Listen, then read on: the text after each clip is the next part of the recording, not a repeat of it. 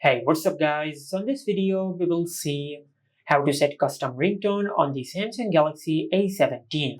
Now to set a custom ringtone on your Samsung phone, just open the Google Play Store, then in the search bar just search this and install this app. Then tap on open and select accept and continue. Tap on not now, then tap on the X icon over here. Now at the bottom of the screen, you will find the option of ringtones. Just tap on it, and from here, just select any custom ringtone which you like. For an example, I will select this one.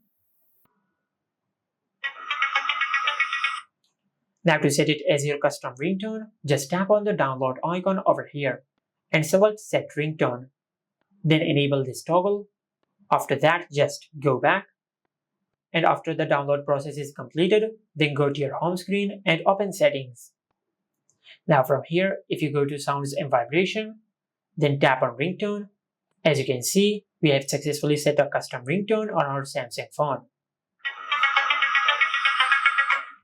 And this is how you can set custom ringtone on the Samsung Galaxy A17. Make sure to like, comment and subscribe. Thank you for watching.